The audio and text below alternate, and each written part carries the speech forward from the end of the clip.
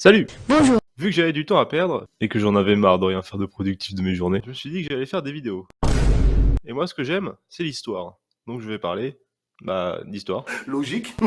Quand j'ai l'occasion de parler d'histoire avec mes proches, je me rends compte que beaucoup d'idées reçues pouvaient circuler, ainsi qu'un manque de nuances où certains s'enferment dans des biais cognitifs à la limite du caricatural. Tout d'abord, quand on étudie l'histoire, on apprend des dates et des événements importants caractérisant les grandes périodes historiques. Pour rappel, l'Antiquité, le Moyen-Âge, les temps modernes et l'époque contemporaine, distingués par des événements assez marquants pour définir le passage d'une période à l'autre. Donc je me suis dit que j'allais commencer par les bases de l'histoire, en présentant les différentes grandes périodes historiques, qui me semblent être un bon début.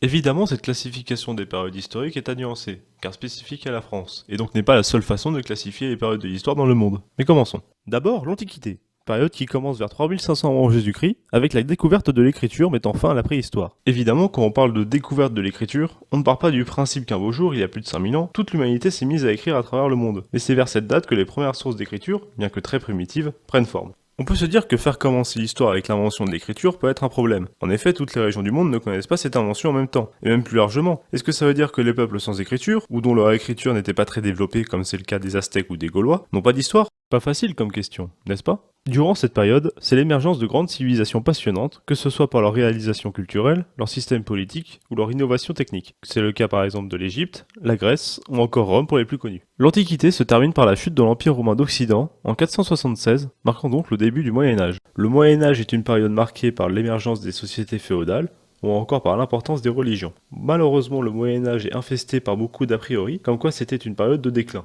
Cette idée vient des penseurs des temps modernes, apportant une façon de classifier l'histoire. L'idée que l'humanité aurait connu son apogée durant l'Antiquité, puis aurait sombré dans une période de décadence, donc le Moyen-Âge, avant de redécouvrir une période de gloire durant les temps modernes. Mais contrairement à ce qu'on pourrait croire, l'époque médiévale est une période de grande transformation et de richesse culturelle, et non de stagnation et de déclin. C'est par exemple l'essor des commerces et des foires, ou l'émergence de grands penseurs, tels que Thomas d'Aquin ou Roger Bacon, qui ont apporté des contributions majeures à la philosophie et à la science de l'époque. Pour de très nombreux historiens, l'époque médiévale prend fin en 1492, année marquée par un événement très connu, la découverte de l'Amérique par Christophe Colomb. Et là, un petit malin va me dire, mais est-ce qu'on peut vraiment dire que Colomb a découvert l'Amérique? C'est vrai, il y avait déjà des populations en Amérique avant son arrivée. Puis j'ai vu que des Vikings ont pu découvrir le continent américain avant Christophe Colomb. Eh bien, oui, c'est pas faux. Ouais, c'est pas faux. En effet, des populations indigènes étaient déjà présentes en Amérique, donc déjà découvertes par ces mêmes populations. Et par définition, on peut pas découvrir ce qui existe déjà. Habile. En plus, il se pourrait que des populations vikings aient découvert le continent américain avant Christophe Colomb, mais sans s'y installer. Mais par simplicité, on peut dire que Christophe Colomb découvre l'Amérique en 1492. Bien que 1492 est une bonne option pour mettre un terme à l'époque médiévale, l'année 1453 est une autre option envisageable. Deux événements sont marquants en 1453. Tout d'abord, c'est la fin de la guerre de 100 ans qui a débuté en 1337, opposant le royaume de France et le royaume d'Angleterre, où Jeanne d'Arc fut un des personnages les plus marquants du conflit.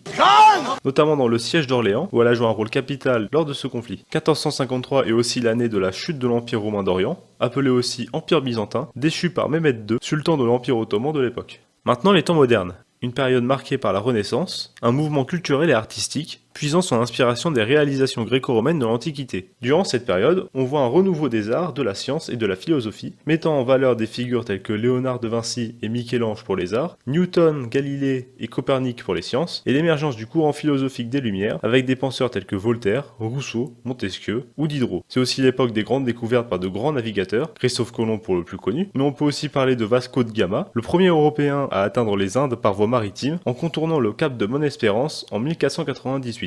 On peut aussi parler de Magellan, qui est le premier homme à avoir réalisé le tour du monde, du moins son équipage, vu qu'il est mort durant le voyage. De plus, l'époque moderne est aussi une période de bouleversement religieux, avec un événement capital dans l'histoire de la religion chrétienne, la réforme protestante initiée en 1517 par Martin Luther. Par cette réforme religieuse, Martin Luther initie le courant chrétien protestant, s'opposant au dogme traditionnel catholique. Cette réforme est un événement majeur des temps modernes, elle entraîne une division au sein de la chrétienté occidentale, remettant en question l'autorité de l'Église et de la religion de l'époque, provoquant ce qu'on appelle les guerres de religion, une série de guerres de 1562 à 1598, caractérisée notamment par le massacre de la Saint-Barthélemy, le 24 août 1572. Enfin, l'époque contemporaine, qui débute avec la Révolution française, qui ne commence pas, comme on pourrait le croire, le 14 juillet 1789, avec la prise de la Bastille, mais le 20 juin 1789, avec le serment du jeu de paume. Pour la Bastille!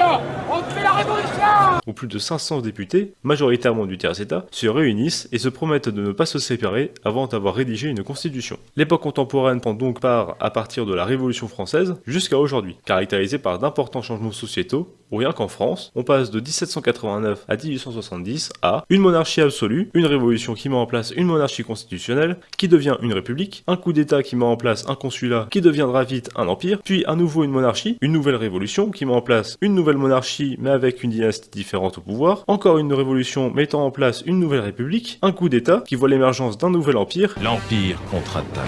et encore une république. Et tout ça en moins de 100 ans. Cette période est aussi marquée par les processus d'industrialisation, par de grands conflits, comme les 2 guerres mondiales, des différents mouvements de décolonisation, ainsi que par des avancées scientifiques et technologiques remarquables. Évidemment, cette classification des périodes historiques est à nuancer. Les événements marquant le passage d'une période à l'autre ne provoquent pas de bouleversement dans le monde entier pour tous les hommes de l'époque. Par exemple, si 476 marque la fin de l'Empire romain d'Occident, tous les hommes ne se sentaient pas culturellement différents les années qui ont suivi. Surtout que l'Empire romain était sur une pente descendante depuis des décennies, voire des siècles. D'ailleurs, l'Empire romain continue d'exister après 476, jusqu'en 1453, en Orient certes, sous le nom d'Empire byzantin, nom qu'eux-mêmes ne se donnaient pas d'ailleurs. De plus, cette classification est propre à la France, Pas mal, non? C'est français. et donc n'est pas la seule dans le monde. D'autres pays proposent des périodes différentes selon les dates qui leur sont propres. Par exemple, la Chine classe les différentes périodes historiques selon les différentes dynasties chinoises qui se sont succédées jusqu'en 1912 et la République chinoise. Je vous encourage évidemment à explorer davantage chacune de ces périodes qui sont vraiment passionnantes. N'hésitez pas à mettre un pouce vers le haut si vous avez aimé la vidéo et à vous abonner à la chaîne pour ne pas manquer de futures vidéos.